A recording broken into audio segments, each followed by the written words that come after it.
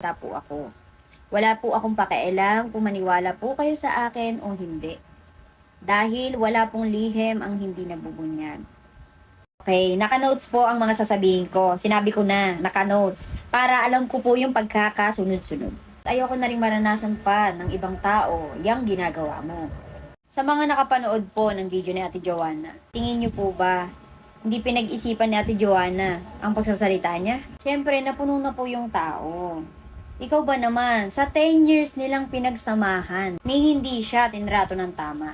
Bakit siya nagstay? Kasi mahal niya po yung kaibigan niya. Umaasa po siya na magbabago. Bukod doon, lagi niyang pinapaikot si Ate Joanna. Ginagawa niya kasi alam niya na mabait at mabilis mauto si Ate Joanna. Pinapaniwala niya sa mga mabubulaklak niyang salita. Kaya tama na kwento, girl. Kwento mo yan eh. Tigilan mo na yung mga pinagsasabi mo na hindi mo sisiraan si Ate Joanna. Nakakatuwa ka, girl.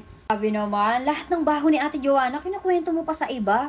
Grabe ka naman. Wala namang ginawang masama sa'yo yung tao. Kung kilala nyo lang po at nakakasama nyo po sa iisang bubong si Ate Joanna, masasabi nyo na napakabuti ng puso niya, napakabait niyang tao.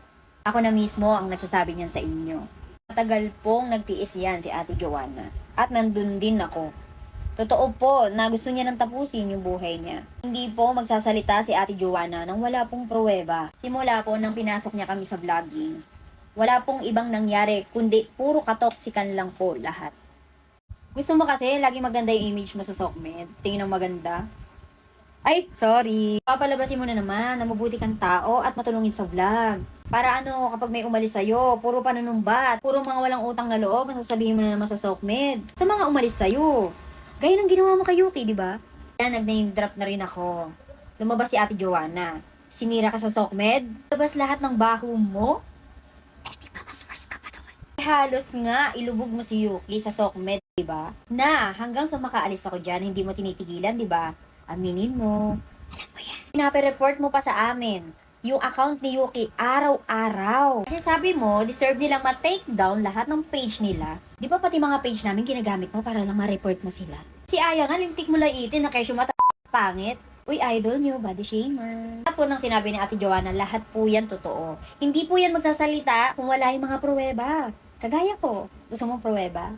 Secret. Yung pabiktimang atake mo, na kunyari hindi ka guilty. Na kunwari hindi makuwang magalit sa mga umalis. Grabe ka mandurong ng tao. Malayong malayo yung ugali mo sa totoong buhay. Sa tour lang. Dahil sa lalaki, kaya sila nag-away, yan na naman pinapalabas niya. Grabe nga nakakagulat. Nagre-reply siya sa mga fans mo. Yung mga minamanipula mo. Nagsalita na si Ate Joanna. Kasi nga, yung sikreto ng pamilya niya, kinakalat na sa ibang tao. Na dapat, kayo lang ang nakakaalam. Masakit ba yung karma? Na ginagawa niya na rin ibunyag yung mga shit mo. Shit! Even yung worst na nangyari sa buhay ni Ate Joanna, kinukwento mo rin sa amin kapag wala siya. Sumabog yung tao sa'yo kasi sobrang plastic mo. Yung mga kaibigan mo, sinisiraan mo rin sa amin. Kasi nga, sabi mo sa amin, Diyosa ka. Diyosa. Pati mga LGBT sa OBAR, nilalait mo. Pa-fans mo, totoo naman 'di ba? Grabe mo pandirian, lalo ng mga bata. Ayaw mo sa mga bata kasi nga kamo, sabi mo, maasim, mabaho hininga. Sa mga adult fans mo, ganun din. Sinasabihan mo na pangit. Mabaho din yung mga hininga. Kulang na lang sa bunutan mo. Hindi na ako magtataka kung bakit ayaw mo sa mga bata. Anak ko nga dinamay mo eh. Pati anak ni Ate Joanna, off-cam, wala kang pakialam. Kaya tigil-tigilan mo na yung pagpapanggap mo sa vlog. Di ba kaya mo nga kinokontent yung mga bata? At fans mo na kunyari mahal mo? Kasi nga, malakas sumatak ng engagement. At malakas magpa-viral. Ang galing mo naman, Sisi. I love you. At isa pa, grabe ka man lait ng tao. Lalo na mga vlogger, alam mo yan. At kapwa mo rapper, di ba? Grabe mo sila i-down kasi nga gusto mo, ikaw lang yung magaling. Lalo yung mga babaeng rapper, lintik mo silang laitin, pangalanan ko ba? Eto na at na mukha daw mumurahin ng mga damit, galing ukay, hindi daw magaling. Grabe ka naman makapagsalita. Totoo yung mga sinabi ko, huwag mo sabihin nagsisinungaling ako. Huwag kang ganon, Sisi. Malay mo sila gumagawa ng sarili nilang kanta. Eh ikaw, gumagawa ka ba ng sarili mong kanta? Lahat may nasasabi ka, hindi ka pwede i-correct eh. Kasi nga magagalit ka. Dapat maganda ka lagi. Yan dapat ang lagi namin sasabihin sa'yo. Ikaw yung tipo ng tao na hindi pwede i-correct. Kasi nga mamasamain mo. Kasi nga perfect ka. Bagay sa'yo mga kanta mo. Patama sa'yo. Mga sikat na vlogger, eto na. Si lintik mo laitin, alam mo yan. Lalo si diba, may pruweba ako nun. Huwag mo ko anuhin, may pruweba ako nun. Alam mo yan. Huwag mo na itanggi. Ano ka ba? Anuhin mo na. Diba sabi mo, nag-message sa'yo si gusto makipag-collab sa'yo, anong sabi mo sa amin? Sinin mo lang siya. Kasi nga sabi mo, ayaw mo makipag-collab sa kanya. Kasi nga sabi mo, masikat ka sa kanya, diba? Kaya balik tayo kay Ate Joanna. Araw-araw, simula nung umalis si Ate Joanna sa bahay, araw-araw pinag-uusapan at sinisiraan si Ate Joanna. Wala namang ibang ginawang masama sa kanya yung tao.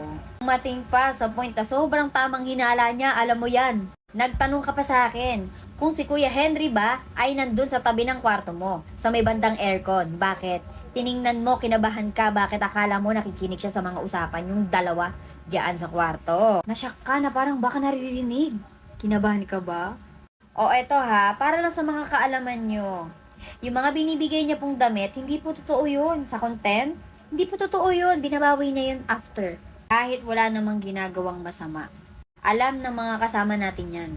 Dumating pa sa point na gusto niyang tapusin yung buhay niya. Totoo yun. Totoo po yun. Dahil lang dyan sa babae na yun. Best pretender. Lahat ng kasinungalingan at paglinis ng pangalan niya, gagawin niya lahat. At eto pa, hindi nyo ba napapansin? Lahat ng ginawa naming content, kung napapansin nyo, puro buhat bangko siya. Puro ang bait niya, siya ang mabuti, kami ang masama. Ang dami niyang namamanipula.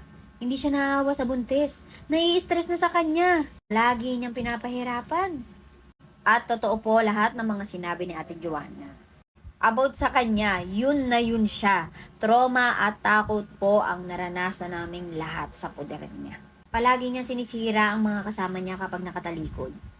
Lahat ng secret sinasabi niya. Walang sikreto sa kanya tapos sasabihin niya mabuti siyang tao. Kwento mo yan. Eto pa, nakasawsaw daw ako. Sino nga ba ang totoong nakisawsaw? Sino nga ba ang unang nakikisawsaw? Ang una sa lahat, kaya nga po ako umalis sa bahay nila dahil naghiwalay kami ng ex ko na hindi ko alam na nag-cheat pala siya. Yun ang pagkakaalam ko ha, nililinaw ko lang po. Hindi ko po alam na alam niya pala lahat ng panloloko sa akin. Na kesyo wala siyang alam kasi nga magaling siya magmanipula. Paano ba maging kagaya mo na kaya baliktarin lahat ng issue para maging mabuti ka ulit? O eto, sabi nila nakikisawsaw ako sa issue para umangat or for engagement. Uy, hindi gusto ko lang magsalita. Para lang sa kaalaman yung lahat. Sino ba ang unang nag-content? On the spot, kinontent niya yung breakup namin. Hinati-hati mo pa talaga, no? Para sa promotion. The best ka talaga. Sige na nga, gagayahin na kita. Lalagyan ko rin ng promotion sa dulo. Ang tanong, sino ang nakikisawsaw? Eto guys wala na talaga akong pakialam. Kita nyo naman, hindi na ako nag-upload. Ngayon na lang ulit. Napilitan pa. Napilitan ako dahil ginigigil ako ng babaitan na talaga na yan. Pero wala na tayong magawa. Eto na, nakapagsalita na ako. Bakit din talaga ako nagsalita? Awang-awa na ako kay Ate Joanna. Dinudurog nyo, mahili kayo magganyan. Kung sino pa sinaktan nyo, dinudurog nyo, sinisiraan nyo. Ano ba naawa kay Ate Joanna? Diyos ko, may puso ka pa ba? Alam mo na masela ng pagbubuntis niya. Totoo yon, nandun ako. Event nun. Anong sabi mo sa kanya? Pre, ang OA mo, dugo pa lang yan. Sumayaw ka lang, basta sumayaw ka. Di mo nga pala maiintindihan niya kasi wala kang anak.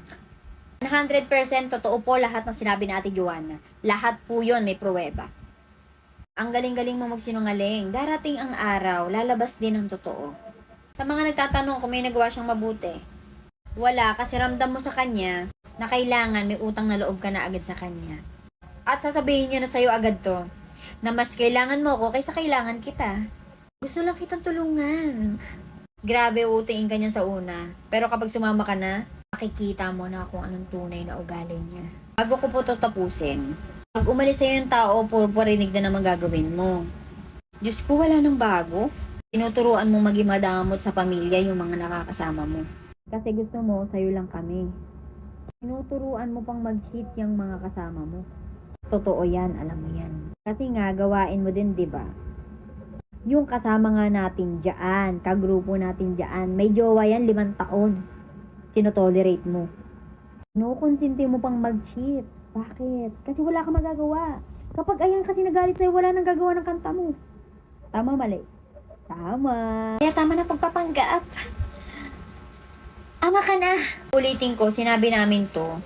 Dahil gusto kong malaman nyo. Kasi kung tutuusin, siya naman talaga ang nauna.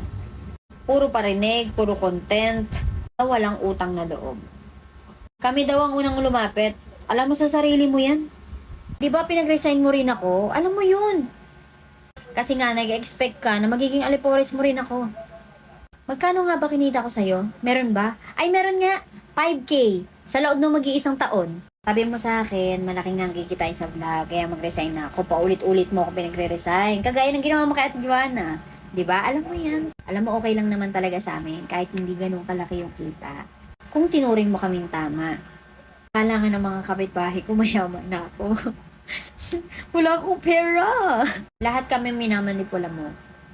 Wala tatagal sa ugali mo, ako na nagsasabi, wala. Lahat ng tao, oo, may ugali. Pero yung sa'yo, iba talaga. Iba ka. Lahat ng tao, mapamaliit o mataas na tao yan. Lahat ng tao, tinuturing mong kaaway. Kahit wala namang ginagawa sa'yo. Kahit hindi mo pa nakikita sa personal, ha? Teka lang, di ba sabi mo hindi ka nasasagot sa mga sasabihin namin? Kasi hindi mo makuhang magalit? Talaga ba? Okay, tingnan natin, lalabas ang tunay mong ugali. Ganun ka. Ganun na ganun ka. Ikaw, gusto ka namin pabagsakin? Huwag mo kami igaya sa'yo. Na gustong bumagsak ang tao sa paligid. Inggitera ka kasi. Hayaan mo, ipagpipray ko pa rin yung ugali mo. Baka kasi, sakaling may pag-asa pang magbago ka. Ito guys, sure ako dito. Na kapag nilabas ko to, papatayin na naman niya yung issue. Gagawa ka na naman ng eksena para lang maging mabango ka sa tao. Kasi nga yan ka eh. Yan ka. Oh, eto na. Panigurado, mabubura na naman to. Kagaya ng post ko. Nung nakaraan, di ba biglang nawala? Alam ko na kung sino nagbura nun. Gagawin nila lahat para lang hindi lumabas yung totoo. Pansin nyo lang, hindi kami aalis doon kung maayos ang pagtrato niya sa amin. Daming nawala, alam kong alam nyo yan, nagbubulag-bulagan lang kayo kasi namamanipula niya kayo. At last, ang tunay na mabuting tao, hindi po yan sinasabi sa sarili. Sinasabi po yan ng mga taong nakakasama mo. Dito ko na tatapusin, ayoko nang pahabain pa dahil sayang lang ang oras. Gusto ko na mag-focus sa bago kong buhay, sa bagong mga taong nakakasama ko. Ikaw, pinagdadasal kita. Yung 2 taong natitira sa'yo, please lang, itrato mo na ng tama. Alam ko, simula ngayon, minamanipula mo pa rin sila. Sana nga magtagal sila sa'yo, kagaya ng sinasabi mo. At lagi nyo rin tandaan, lahat ng mabait, may hangganan din ang pasensya. Kaya wag nyong gagalitin ang taong may pruweba. Yun lang, bye.